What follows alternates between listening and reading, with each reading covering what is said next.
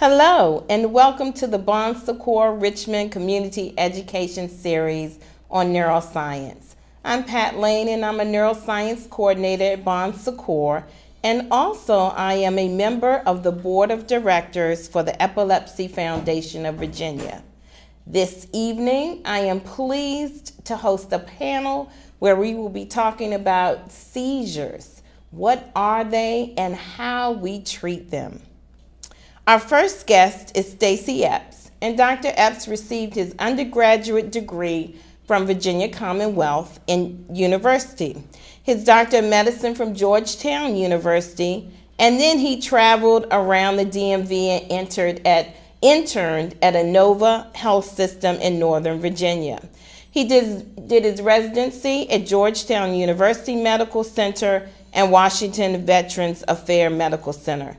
He is currently the chair of St. Francis Medical Center Neuroscience Department and is a member of Bon Secours Medical Group Neurology Clinic. In his spare time, Dr. Epps is the vice president of the Epilepsy Foundation of Virginia, and he is well published and well versed. Thank you, Dr. Epps, for being with us today. Thank you for having me. Our next guest is Dr. Suzanne Bischoff, and she's the executive director of the Epilepsy Foundation of Virginia. Suzanne received her doctorate at the University of Amsterdam in economics law. Dr. Bischoff works tirelessly to make sure there is an increased level of awareness throughout the community on epilepsy, and she's helped to develop curriculums and educational forums for our police officers, for our bus drivers, and medical personnel. Suzanne is a passionate advocate for epilepsy awareness, and we look forward to her sharing the work and upcoming events of the foundation. Thanks for being here. Thank you. And Dr. John Wittman. Dr. John Wittman is the medical director of the Epilepsy Monitoring Unit at Bon Secours St. Mary Hospital and the chairman of the Neurology Department at St. Mary's. Dr. Wittman received his medical degree from the Medical College of Virginia and did his postgraduate training at Neurological Institute of New York Columbian Presbyterian Medical Center. He is board certified in neurology and in sleep medicine. Thank you, Dr. Wittman, for being with us today. Thanks, Pat. So, Dr. Bischoff, let's start with you, and let's talk about, I've heard you give a definition of seizures many times, and I think it's one that the community will really understand. So can you just tell us what that definition of seizures is? Epilepsy can be defined as two or more thunderstorms in the brain. So it is an electric disconnect or an electric overfiring like lightning. Okay. And we say two or more because 10% of the population will have a seizure once in their lives. That doesn't necessarily mean they have epilepsy. The seizures can also originate from other sources. But I'm particularly interested in the epilepsy seizures, of course. Okay. All right. And the other thing while you're here, I've often heard you say or refer to those who have had seizures or epilepsy as heroes. How did that come about, choosing that name for that population?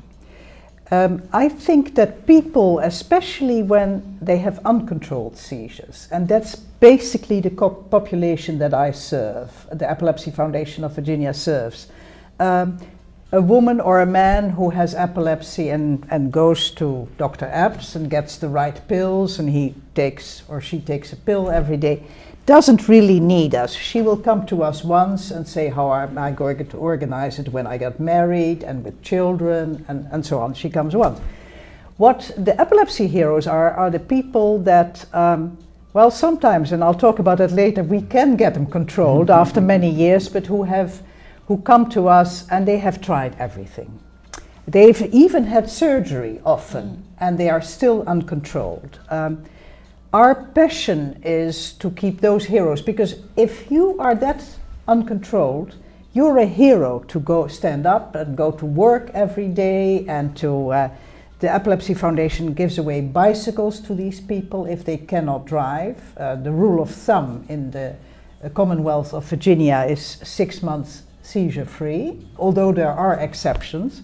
So we try to give them bicycles, we try to train the workplace so that these people, that is my passion, still go on at work. And you know, if you can do that and you're not sure that you may have a seizure on your way to work or while you're having a date, have you thought of that?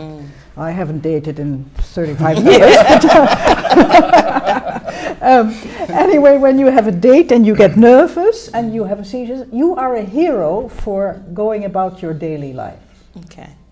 So Dr. Epps, I want you to expand a little bit on Dr. Bischoff's definition and really about seizures, what are they in epilepsy, and how we can know what the difference is, and are all seizures alike? Okay. So as Dr. Bischoff said, a seizure is technically an electrical storm in the brain, and that's the best way to think of it. It's a group of brain cells that fire abnormally, and because of that you see those outward manifestations. Now everybody thinks about people falling out on the floor and shaking all over. That's one type of seizure. There are many types of seizures. So as a general rule, seizure is abnormal firing of brain cells. And as Dr. Bischoff said, about 10% of people will have one unprovoked seizure. Now, there's the difference, provoked versus unprovoked. If I'm diabetic and I take my insulin and I don't eat and my sugar drops to 40, I can have a seizure. That's a provoked seizure, something brought it on. If I drink a lot of alcohol and I decide it's time to clean up my life and I'm going to stop, and I stop drinking, I can withdraw and have a seizure. That's a provoked seizure. The same thing if your doctor gives you Valium or Ativan or Xanax for anxiety, you run out, you can't get an appointment to get a refill, you can withdraw from that and have a seizure. That is a seizure, an unprovoked seizure. Epilepsy, as Dr. Bischoff said, is recurrent unprovoked seizures. So you have two seizures for no reason. So by definition, two seizures for no reason, that's epilepsy. Okay. And I think you talked about, we'll talk about some other things a little bit later. So let's talk about, Dr. Wittman, how are seizures truly diagnosed? Well, it's ultimately a clinical diagnosis. It's based entirely on the history that we obtain. And so the most important thing really is to try to find somebody who's seen the seizure and can describe it for us, which isn't always, we're not always able to do that, and the people who have the seizures usually can't tell us what happened. So it's important to try to find a description of it, because that's ultimately what we rely upon.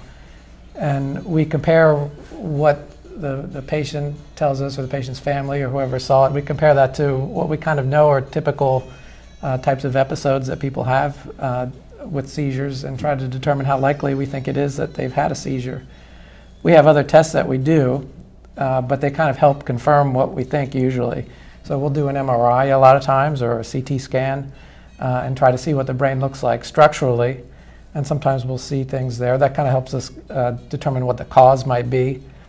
Sometimes it can help us determine a little bit whether we think it's a seizure or not, if we see things that would make it likely that someone would have a seizure. But it doesn't tell us how the brain works. Those are just pictures of what the brain looks like structurally.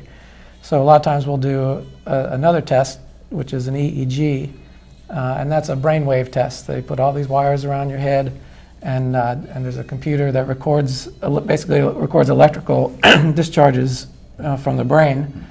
And there are patterns that we know that are normal and patterns that we know that are abnormal. And a lot of people who have seizures will have abnormal patterns on their EEG. And again, that kind of makes it more likely that their episodes are seizures. But it's not always abnormal. It's only abnormal a little bit more than half the time, even when you do more than one EEG. So we ultimately have to decide, just based on the history, whether people have seizures or not. And so if you see something abnormal, how are seizures treated? And are there different stages of treatment? And if you could expand on that, and anybody can look at talk about that. I mean, I think the most common way is with oral medications. That's how most people start out. Studies tell us that about 60% of people will have their seizures controlled with their first medicine, and that's great. You then have a subset, you have that 40% that then go on to a second medication, and out of that, somewhere around 25% or so still aren't controlled. So for the folks that have their seizures controlled with the first medicine, you know, it's fine. You know, you're great.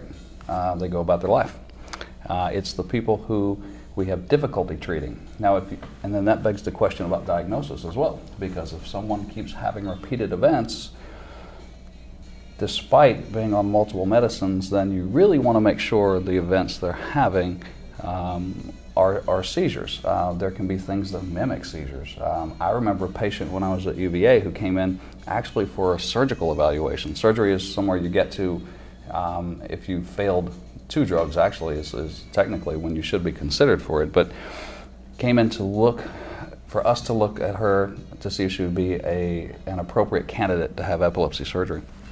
And I remember the seizure. I mean, I remember watching this video. The young woman was sitting there, she had her fork in her hand, and she did this, and then she went over backwards. Looked like a partial complex seizure. Her brain waves, though, she was being recorded continuously with video, her brain waves went flat, which is the exact opposite of what happens in a seizure. In a seizure, they're hyperactive. Remember, it's a storm. You look at the EKG lead, her heart rhythm lead, and it was flat. She had a period where her heart stopped for about 6 seconds. So her heart stopped. It wasn't giving blood to the brain, so she then had a seizure because of that. So because she was monitored in an epilepsy monitoring unit, it was found out that what she needed was a pacemaker. She didn't need seizure medicine and she didn't need epilepsy surgery, but she needed a cardiologist and a pacemaker. So in that regard, it's trying to get the accurate diagnosis, and that's where the epilepsy monitoring unit at St. Mary's is very helpful. You know, for people who fail, again, I mentioned surgery, people who are refractory, if, you know, technically we say if you failed 2 good trials of medicine, then you should be considered for surgery, but there are only certain epilepsy types that are amenable to that. You know, you have to make sure, go through a process of trying to figure out where the seizures are coming from, because if you can't find out where they're coming from, you can't take the piece of brain out. So it's a very in-depth process, but that is an option that isn't considered soon enough sometimes. Okay. If I may also add, because then we have the entire path, there are, of course, many people with epilepsy want to do their own thing. Right. There are diets that have been studied, especially by Johns Hopkins. It's the ketogenic, which is very difficult to keep, but also the modified Atkins diet. That has helped for a certain amount of patients who were otherwise uncontrolled. Right. We also, of course, and you will talk about it, have the vagus nerve stimulator. Yeah. Nerve stimulator, and we are now going to more and more in those deep electrodes that we're going to implant in our brains. It's getting more and more science fiction, but it seems to help in certain cases. Right. That I think is the exciting realm is the new devices. You know, the vagus nerve stimulator has been around for a while now. It's basically an implant. It's like a pacemaker where you have a generator implanted just right in the chest wall, and a little wire is fed up and attached to the vagus nerve. And this generator gives a pulse of electricity up to the brain. And typically about 50%, you expect about a 50% reduction in seizure. That's typical. Does it cure it? No. But if you're having 20 seizures a month, if you're having 10 seizures a month, and you drop that by half, that adds a significant difference to your quality of life. So that is a viable option. The newer technology where you have the electrode implanted in your brain and the machine senses that a seizure is starting and then gives a very small micro shock to the surface of the brain to stop the seizure. Or there's one now that, or there is under investigation, that actually has a very small micro electrode or a micro catheter that actually delivers a small amount of medicine directly to the surface of the brain. So I think that's going to be our future of treatment. Are we there yet? No, but it's a lot of very exciting things in trial. What do you think about these? Yeah, I mean, I think there's definitely a lot of interesting stuff down the road. I mean, the problem is that there are sort of 2 populations of epilepsy patients. There are the ones the 60% that you talked about that seem to be controlled no matter what you treat them with, and then the other population where if you try one medicine it doesn't work, you try another one, it doesn't work. The third and the fourth and the fifth are probably not going to work either, as long as you're able to get them to therapeutic doses. So we'd have to find some other way to treat these patients, and so there are some interesting things down the road. Because it has an enormous social, economic effect if you are uncontrolled. Mm-hmm. It starts with the strained family relations. We've done studies and it shows that these young kids with epilepsy, they have epilepsy on Thanksgiving Day. Now, how are the siblings going to react to that? Mm-hmm. So there is an enormous amount of strained family relations. Mm-hmm. There are problems in school. Mm-hmm. There are accidents. 85% of people with epilepsy who are uncontrolled will report that they had a sort of accident and an injury during the last year. So there you have it. The marriage rates are lower. The under and unemployment rates are lower. When they're older, they break their bones much easier. Depression is a comorbidity. So it is vital for us to find a good cure. Now, may I tell you, and then I'll Sure. keep my mouth shut for a while. May I tell you that, of course, we often get the patients who are at the end of their tethers. They have seen 5 different doctors, they've been on 7 types of medication, they've sometimes had surgery and they're still uncontrolled. Now, I counted some of the recent patients that I sent to Dr. Epps. And he cured 3 of them after they had seen, I think, 7 other neurologists. And I think it is because you were so thorough. You listened, you read up on everything, and you found all the old, the former tests that they had. Is that the secret? Because it is quite remarkable. I think it's the secret to anything in medicine is taking the appropriate time with a patient. So many times we have pressures to rush through things, whether they're economic or scheduling or what have you, but particularly when you have someone who has refractory epilepsy. Again, they've seen several doctors. They have had tests in several different institutions. They've been on different medicines, and this is, I always say it's the UVA way. Remember, Nathan Fountain, who runs the Dreyfus Epilepsy Center at UVA, I was privileged to be trained by him, but we had this purple database sheet that when we had a new patient come, we had to fill this thing out, and it had, when the first seizure was, the last seizure was, what the frequency was, what medications have you tried, what was the highest dose, why did you stop it, where were your MRIs, what did they show? And if we didn't have that information, we had to find it. And I think looking for that information and going through it, what you may find, and John alluded to this earlier, was that if you can get to a good therapeutic dose, there are some people who don't tolerate the medicine very well. So you start someone on a medication and they fail that medication because it makes them feel poorly, or it impacts their concentration, or it makes them dizzy or imbalanced. You stop it, so it's technically a failure, but you can't really say the medicine itself failed because you didn't get it to a good dose. So knowing that, you may want to re-challenge them, and then it's just getting all the information and looking at it from a different perspective. I think it's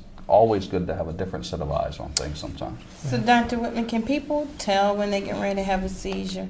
I've heard some that you can, and I know a lot of the communities say that you can, but can you talk to that? I think there are 2 scenarios where people say they can tell when they're going to have a seizure. One is when they have an aura, which is actually the beginning of a seizure, where there's a small part of the brain that's starting to fire abnormally, having this, sort of where the storm is starting, so to speak.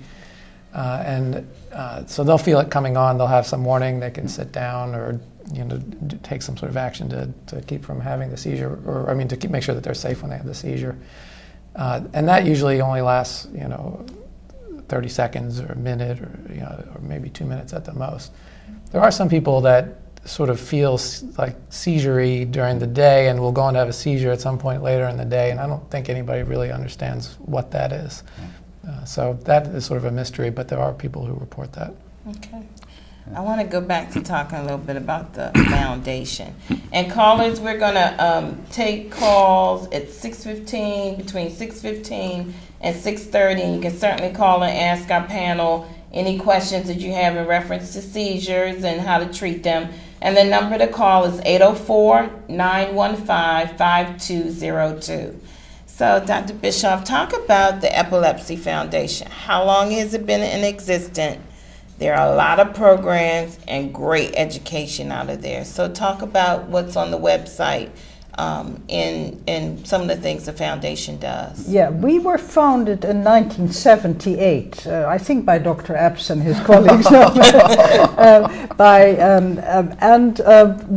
Our mission is to promote awareness about epilepsy, because there are still so many myths, and we can talk about it later, and to provide assistance to those with the disorder. Now, part of our mission to promote awareness are the awareness strolls. And people come out and they walk for epilepsy. They also meet each other. Some of them, if they are, a little bit richer, they give us some money, which helps with our one-time medication assistance and giving away our bikes and, to people with epilepsy. The other thing that the strolls do, which I hadn't realized, but especially the ones in the outer rural areas, like we have in Lynchburg and Roanoke, there are people there who have lived with uncontrolled epilepsy and are seen by a primary physician. They haven't seen a neurologist. They don't know the newest technologies. They have never heard about surgery. And these people go on living unnecessarily with epilepsy. So, as you can imagine, I drive down to all these rural areas where we have the strolls and talk to people and try to get them near in the best center in their neighborhood. Often they don't transport easily, but we have transportation assistance. That's one of the things that you can find on our webpage at www.efva.org. But we try also to do a lot of for the kids. They go to camp in summer. But we also went and trained the school nurses and the bus drivers, because a kid, it was not in Virginia, thank heavens, got entangled during a seizure in a school bus in his backpack. And somehow somebody said, "Don't touch him, he has a seizure." And you have no idea that the camera was taking the movie, and all sorts of adults moved in and out and didn't touch him. The boy is now paralyzed. So we are doing that school bus training statewide, so that the bus driver at least knows what to do in such circumstances. And I know November is Epilepsy Month, and the Epilepsy Stroll for Richmond is going to be November the 11th, and it's at Sunday Park, which is on the on the south side, which is right off of Brandon Mill, and I think it's going to start at 1 o'clock. Is that correct? Yes, and it's near the Boathouse. That's right. The Boathouse Restaurant right there, Brandon Mill, in Midlothian. Yeah. It's right down the street. Come on out, so we're going to make sure that we go over some of that information. Now, it sounds like age is no factor for epilepsy. Are there more children, adults, men, women, if demographics? If you look at the age here, it goes like this. Okay, explain that to me. Many children are newly diagnosed. Okay. And then when you are between 18 and I would say 60, there are still new diagnoses, but not so many. Okay. And then it goes up again. Okay. Sorry, Dr. Epps. You're fine. All right, okay. So I was interested, you said something about driving. So talk about that a little bit as well, because that can be very incapacitating. I can't even imagine. Yes, especially here if you live in Chesterfield and you work in Richmond.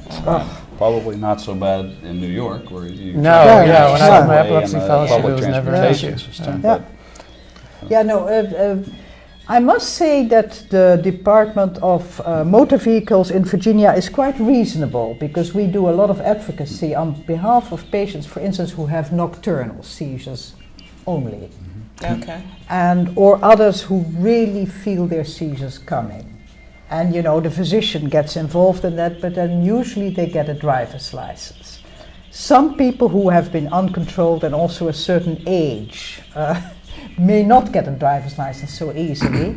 And then we help out with transportation assistance and bicycles. And you know, I'm very much for a bicycle because mild exercise also helps with the depression. And you can get around better and better. I think we're getting used to bicycles. I think so, and you can see that every weekend when you're driving down River Road or even around the Woodlake area, and just all of the cyclists out. But you're right, the driving is one of the biggest issues, because remember we said that you can have one seizure and not have epilepsy. You have that first seizure though, and even if all of your tests are normal, if it wasn't brought on by something, if it was unexplained, you can't drive until you haven't had one for 6 months. And the way the law in the Commonwealth actually says is if you have any unexplained alteration in consciousness, so you can faint. Yeah. And the doctors can't explain it. If you're out in 110 degree heat and you're dehydrated and it was a heat stroke, well, okay, they explained it. But if you can't explain it, you can't drive. And not only that, I mean, I think, John, you do the same thing. And we all tell patients about other safety restrictions. You don't get in a swimming pool. Don't take tub baths, take showers. If you're in the shower, you're going to fall, but you're not going to slide under the water and drown. Every year, there are several people in Virginia who die having a seizure in a tub of water. So I tell folks, and again I see adults, if you're going to get into a swimming pool and you're going to disregard what I say about avoiding it, it's particularly hard in the summer, then I'll tell them, please try and have a life jacket on, so at least you'll float, and have somebody with you who knows you've had a seizure. If you're going to get into your hot tub and you're in the hot tub and your wife gets out to go get drinks, you get out and wait till she comes back, because people sometimes don't see the danger in it. Power tools, you can cut your hand off. Don't be climbing up on the roof, cleaning out your gutters, because if you have a seizure and fall, you can break a bone, break your neck, you can die. So other things other than driving. But the driving is a big issue, particularly when you have someone who's trying to work, trying to be productive. And EFVA's bicycle program is a good way around that, and with the foundation providing assistance to people to get bicycles, and also helmets to wear when you ride that bicycle, is a godsend to a lot of people, because it gets them to and from work, gets them to church. If most of us live pretty close to our church or even to the grocery store, you can bike up there. But think about being locked in your house with no transportation or having to depend on someone. So it's a good thing. Yeah, and Bon Secours has helped us tremendously to improve our program, and also with our Use a Helmet, Prevent Epilepsy campaign.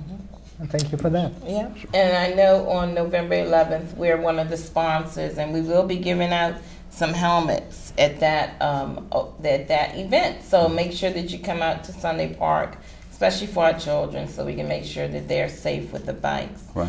So, Dr. Wittman, I want to go back to the EMU. What's expected if that patient comes in there? How do they know to come to the EMU? And people may not really know what an EMU is. Yeah, what's EMU? Right. What's the EMU? Never hope to come there. The EMU is the epilepsy monitoring unit, so it's a specialized unit. We have one at Seiures, and the patients are referred by their neurologist usually. And the patients who come are usually people who are continuing to have seizures or episodes despite taking multiple medications. Sometimes we're just not, we see patients and we just can't figure out whether it's a seizure or not. We just don't know, and sometimes we will send patients there for that reason too. But most of them are people who are having seizures on their medicine. And we tell them to plan to spend, at least a few days, maybe the week in the unit. And they come in, they're admitted to the hospital. They have nurses keeping an eye on them, and techs that are keeping an eye on them all the time. It's sort of designed to be a safe unit to have seizures, because that's what we want to see. We said epilepsy is a clinical diagnosis, and we base it on the history. But this is sort of where we say, well, we thought we knew the diagnosis, but our treatment's not working. So, do we have the right diagnosis? Is there something else we can do? So this is our chance to actually see the seizures when they're happening. So they come in, they're on video all the time. They get the same EEG wires put on their head like they did when they came in and got their EEG, but they stay on their head all the time. And we just watch them. And a lot of times we'll take them off of their seizure medication to try to make it more likely that they'll have them. Sometimes there are other things we can do to try to make the episodes more likely. A lot of people do have sort of different triggers for their seizures, so we try to reproduce that to the extent that we can in the unit. And then we see what happens when they have them. We look at the video and we look at the EEG and try to determine what happens. And sometimes the EEG gives us the answer, and sometimes the video gives us the answer, and sometimes the EKG gives us the answer if it's a heart problem like Dr. Epps was talking about. And when they have their seizure, the other advantage is that when they actually have the spell, we have people who come in right away and they start testing them and seeing, are they aware of what's going on?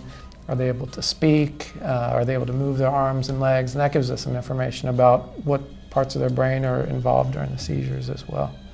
You talked earlier about you really want to get a good neural history and that the person may not even remember about the seizures. Can you talk about that a little bit more? Because people in the community think you can't remember what happened, and what kind of things are you looking for if somebody has had a seizure? What could that standby person do to keep them safe, and then what would be good for them to tell that person so they can get better treatment? What advice would you give? Well, as a physician, what I want most when I see somebody for the first time is to find out what happens when they have a seizure. So, and sometimes you have to kind of tease out that history and ask specific questions because people aren't sure exactly what you're looking for. But what I want to know certainly is how it begins. That's usually the most important thing.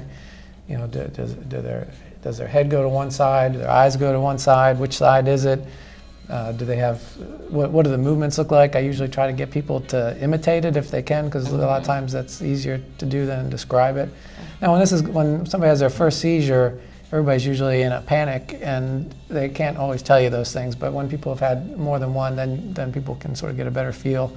And sometimes people will go back, and they've had a couple of these, and we'll talk about, and I'll say, look out for this, this, and this, and they'll sort of report back to me on that. Yeah, it's funny because along those lines, I always ask, what's the last thing you remember? What's the next thing you remember?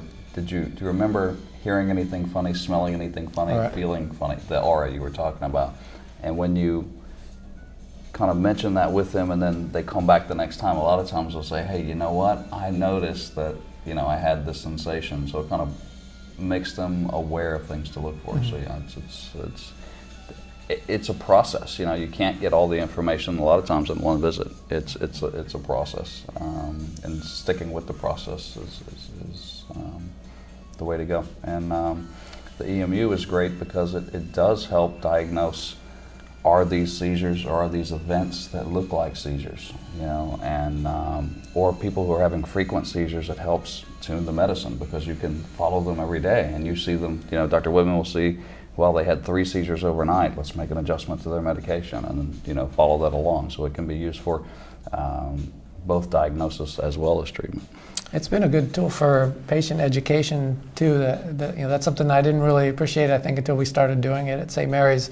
These people are there. You see them every day. The EEG tech is sitting right next to their room, so they're constantly talking back and forth. And a lot of times the tech comes to me and says, Dr. Wittman, this patient, told me this, this, and this, and she didn't tell you that. So, you learn things about them, and then their family members come in and out, and you start to learn about the interaction with their family, how their seizures are impacting their day-to-day life, some of the psychosocial things that are going on. And then it's also a chance where we can give them information about seizures, and they can learn a little bit too. Well, you brought up a good point, because I was just going to talk about those psychosocial issues. And, I can't imagine that it is something that's very depressing. So along with that, and stressful, and I'll get Dr. Bischoff will talk about the women thing with the hormone. Everybody's going to want to know, if I have a seizure, can I have a baby? You're talking about going on a date, and they want to have children. So let's talk about some of those psychosocial issues in depth, and what kind of testing can be done, or what do you do for that? Yeah, I'll do the women, and then Dr. Epps can do the men, because it also the hyposexuality there is a problem with the men. So why are you asking about it? But coming back to the women, Yes, we could say that stress lowers the bar to have have a seizure. It's not directly a seizure trigger, like heat or cold, or you know, in the heat running around in 110 degrees and that sort of thing. But it lowers the bar. So if you go out for a date, try to relax. Try to keep the date short. That's what I say. Have a cup of tea. So if it is awful, you don't work yourself up. You don't know. And I think it would be good for everybody, but that's what we thought out about the seizure. Now, about children, 90% of women with epilepsy have absolutely normal babies. But there are supplements that are good to take. And so the good thing for the woman to do is to talk to the neurologist and the OBGYN and get them to talk to each other so that they have a joint program for the woman.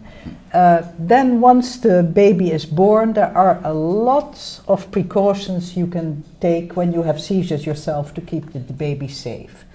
For instance, instead of changing the diapers up here, you change them sitting on the floor. So if you have a seizure, nothing happens to the baby. There, you know, in our booklets we have 100 of those tips. So, you know, on the whole, women do well with children and seizures. It is good to have your family around. It's always good to have your family around when you have a baby. But, you know, with seizures, it helps even more. Or have a good buddy that lives next to you. It is not undoable. I say 10%, which means that the risk is higher than the general population, but not a whole lot. Menopause and epilepsy. 1/3 of women have more seizures during menopause, 1/3 the same, 1/3 fewer. So there is not a clear distinction we can make. It is very individual how you react. I have heard anecdotal evidence.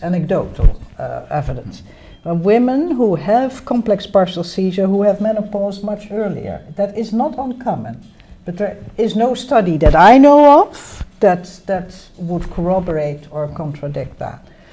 Depression is again a problem, and then of course for the women who didn't have supplements, bone loss, osteoporosis. For, you know, many people have been on epilepsy medication for many years without the supplements. Go to your doctor and talk about it and get the supplements.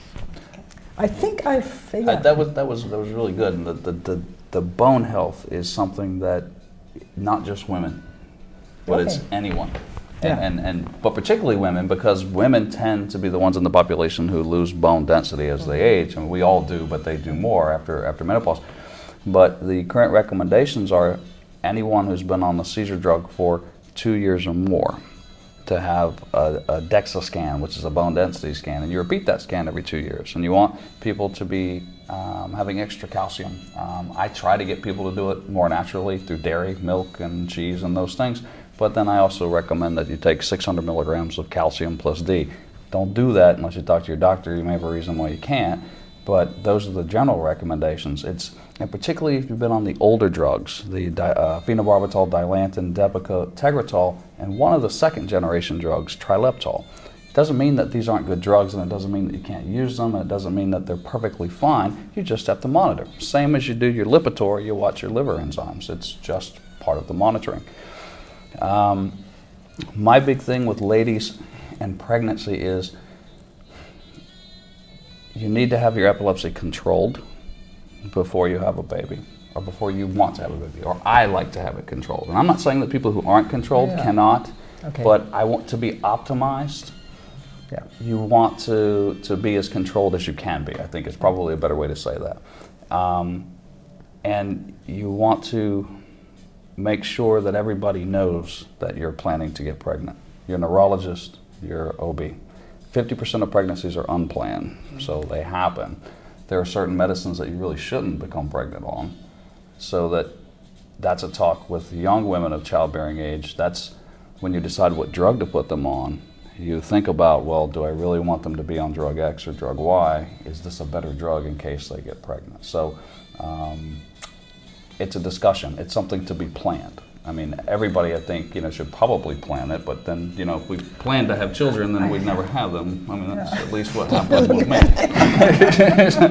I'm going to plan. I mean, I think that the point that you're sort of alluding to too is that it's, a lot of people hear about the potential adverse effects of seizure medications during pregnancy, but they have to keep in mind that seizures are not good for women who are pregnant either. Right. So pregnancy is not the time to start deciding what to do with somebody's seizure medicine, whether they can come off of it or not. I mean, I see a lot of patients that call me up and say, well, I just found out I'm pregnant and I stopped my medicine. Right. And that's usually not the thing that you want to do, because seizures probably represent a greater risk than the potential risk for birth defects. Oh, exactly. And the breastfeeding issue too, and that's the thing too, is people think, oh, I'm taking a seizure medicine, I can't breastfeed. Again, yes, breastfeed, if that's what you want to do, and I believe that's the up-to-date recommendations from the pediatricians and the obstetricians, is breastfeeding is better. There's a minute amount of drug that gets into the breast milk. You watch the baby. If the baby, appears that he or she is getting kind of sleepy, they all get sleepy after they breastfeed, but if they are lethargic, then you talk to your doctor, but there's no reason you can't breastfeed just because you're on seizure medicine. Do you do folic acid supplements? I do. I encourage, and actually that's the big thing too, is what's the right dose, because I mean, folic acid, women of childbearing age, in general should have folic acid supplementation to help prevent birth defects from the spinal cord basically not fusing together. But some of the seizure medicines actually can make that more common. So, I generally will do about 2 milligrams a day. Is that generally what you do, John? Or? Yeah, for women that are planning on becoming pregnant or are pregnant. Yeah, so in that range, I think in Europe they actually will at times use 5 milligrams. We don't have a 5 milligram pill here, so that's a problem. But you can also get folic acid through more natural sources, orange juice, green leafy vegetables, and those things you should be eating anyway for your general health. Now, you talked about that diet earlier. Can you elaborate on that a little bit? Because that's the kind of calls we have been getting from the community. Very holistic. People would like to. No, absolutely. I think I will skip the ketogenic diet, and I will tell everybody can go to www.efva.org. My email is on that webpage, so I can tell them everything about the ketogenic diet. Okay. Why I'm not mentioning it now is it because so difficult. I have seen too many clients who tried it at first but who couldn't keep it up. Now, there is a modified Atkins diet, not as successful out of studies. They've done double-blind studies like you do with a pill. Not so successful, but still it helped a considerable amount of people. That is much easier for people to keep up with. And the Atkins diet. It is lots of meat and no potatoes and no pasta and that sort of thing. I sometimes do it myself for other reasons. I would say if you have been uncontrolled, it is certainly, you don't need the doctor's permission for everything. That's also something I want to say. Our poor neurologists get calls about things that really people with good taste and common sense, we never hear that expression anymore, but I think it's still very valuable. You can buy a book about or you can go online to Johns Hopkins webpage, and there is a lot about the modified Atkins diet, and it's made easy and accessible. The next time you visit your neurologist, you say, I've started on that diet. I don't think you have to call him to ask permission to go on a diet which doesn't interact with your medication. Right. As long as you're still taking your medication. You also don't have to call your neurologist when you forgot your pill once. You can call the nurse and discuss it, but usually you get back on schedule and you're on okay. There are things that we try to help people with where you can leave the doctor to do the most important things, is map your brain and see what they can do about your surgery and see that you get, seizure-free. Dr. Wittman, I heard you talk, or through the panel, you've talked about partial seizures, complex seizures. I think there's a lot of information on the website, but can you talk about that? What are the difference between that, partial and complex? Well, there's I'll tell you the difference between partial and generalized, which I think is one distinction that's kind of important. I mean, there are some people who have what we call generalized seizures, and those are seizures that look like when you look at an EEG, when they're having them, or sometimes even in between, they have discharges that look like they start all over at the same time. They can't start all over at the same time. They probably start somewhere deep down in the brain, but that's what they look like. And then we have people who have seizures that seem like they come from one part of their brain. Okay. And that may be because something happened to that part of the brain. Maybe maybe somebody had a stroke, or they had some sort of head injury, or something disrupted the function of the brain in that area that caused them to have seizures. The generalized ones tend to be more genetic, so there's something abnormal about the way the nerve cells are firing on and off, some kind of dysregulation. And it makes a difference in terms of how we treat with medicine sometimes. That's one of the few times when we can sometimes take a refractory person and cure them, is when they're not on the right medicine. If they've got a generalized epilepsy syndrome and they're on a medicine that doesn't work for that, sometimes you can switch them over and they can go from having uncontrolled seizures to being seizure-free. And then the partial seizures are potentially candidates for epilepsy surgery, whereas the generalized seizures aren't. And then they look different clinically. The partial seizures, usually a lot of times people have a warning. They may have some abnormal type of behavior beforehand, or maybe they'll have some type of one-sided behavior. They tend to have a little bit more recollection. It may become generalized. Sometimes it spreads across the brain, and then they have more of the sort of what people call grand mal seizures, where the more typical thing that people know about, where people fall down and shake. But they can have, there can be all kinds of different manifestations to partial seizures. Generalized are usually either brief staring spells, or they have the falling down and convulsing type seizure. A few other ones that are less common, but those are the most common kinds. There was a wonderful video on the website about somebody who with a different type of seizure, and they're just staring. And I think the police officer comes in and does not understand that that person is having a seizure, which is why I think that's one of the important things of the Epilepsy Foundation, of sharing that. And then I had somebody call me and somebody said they were having a seizure and they were just lip smacking. So again, it's a different manifestations, and people think, what, just stop what you're doing. So, and that's tough. Yeah. The education part, I mean, the foundation focuses so much on education, not just with patients and families of patients with epilepsy, but the community at large, because you can think, someone has a seizure, and sometimes when they come out of it, they're confused, right? So what happens if someone is out in public, they have a seizure, so a policeman happens upon someone who's on the ground, they stand up and they're stumbling about, they don't know where they are, they don't know what's going on. What are they going to assume? They're drunk or they're high, unless they're trained, right? Yeah. And that has happened. Mm-hmm. Yeah. And that was one of the things that led to the training of the police officers.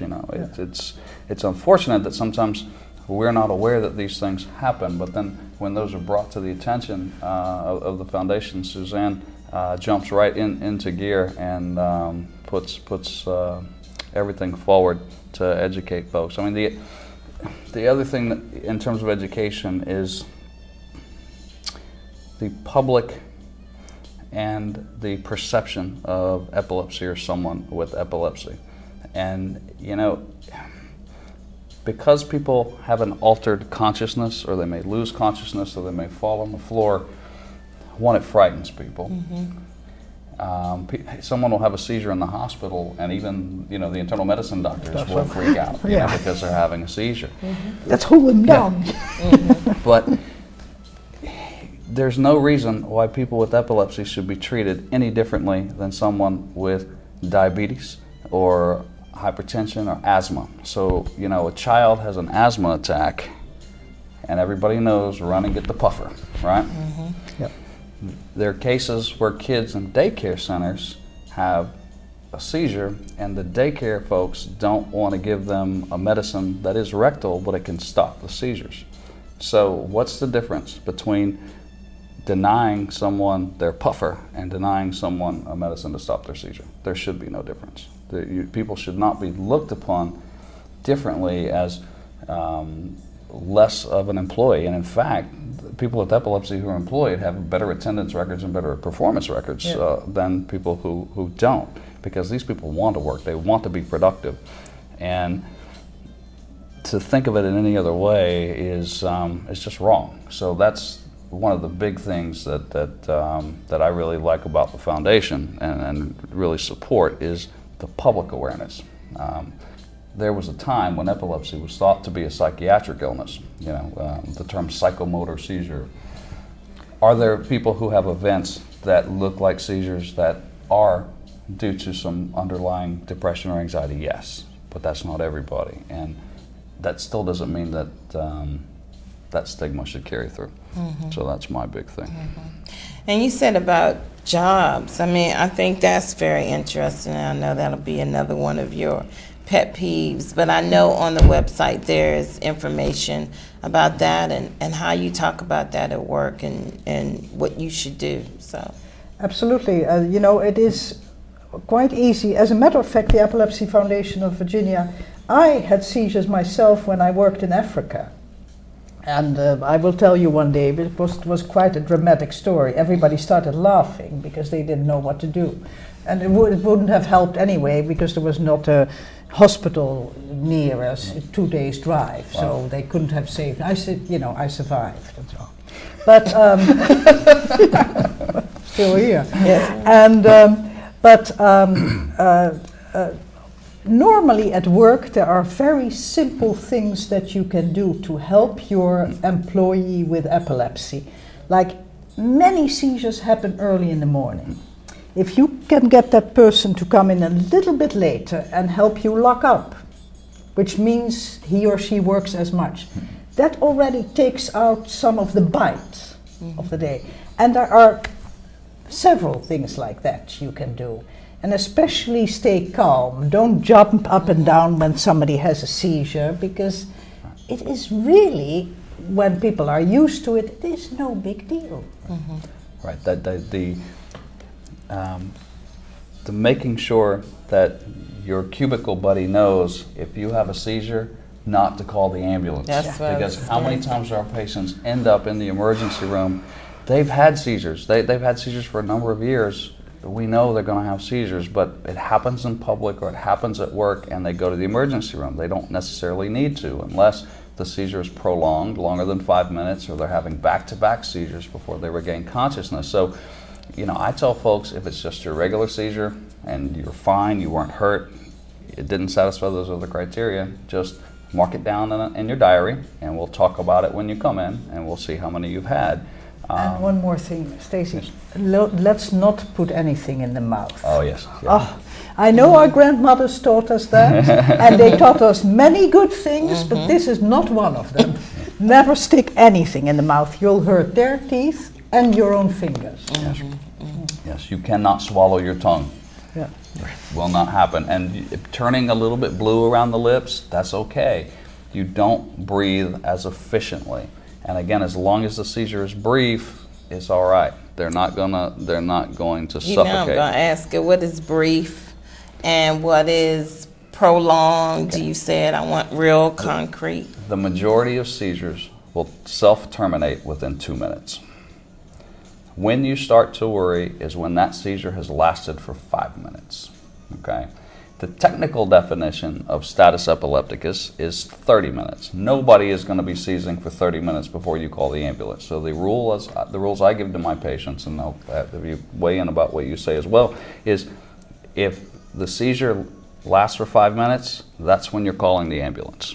I don't care if it stopped by the time the ambulance got there, but I want them on the way in case it keeps coming. If it stops and you have no further, and you're coming back to your baseline, you're awake and you're talking and conversant, you don't necessarily have to go to the emergency room. But I want help on the way in case it goes on for another 10, 15, 20 minutes. The longer it goes on, the harder it is to stop.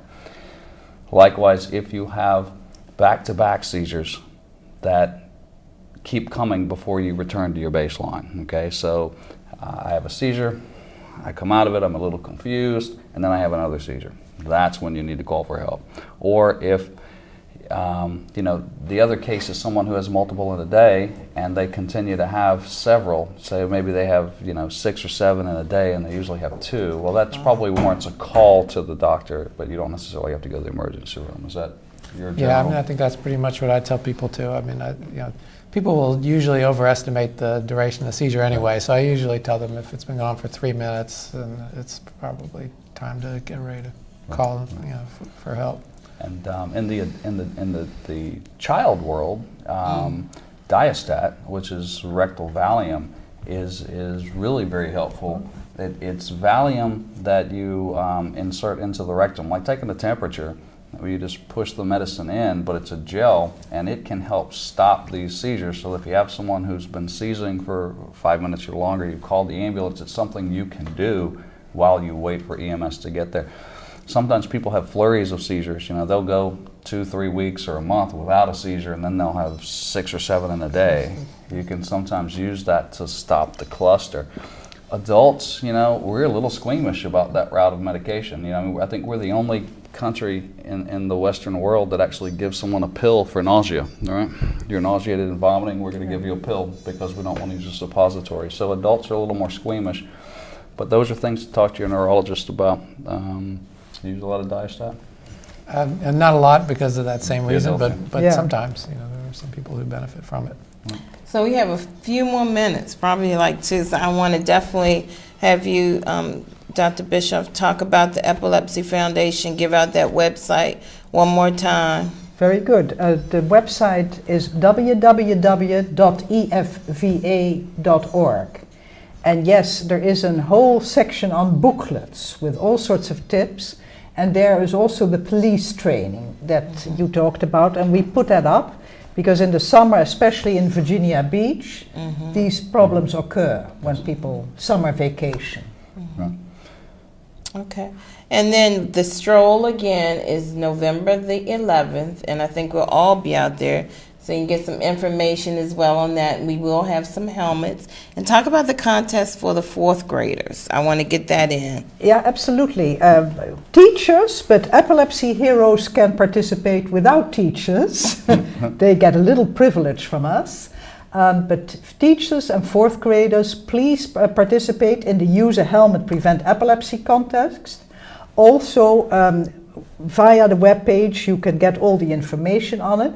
But it is wonderful artwork that 4th graders make, where they draw helmets and they draw animals with helmets and they say, your animal is wiser than you are because he wears a helmet.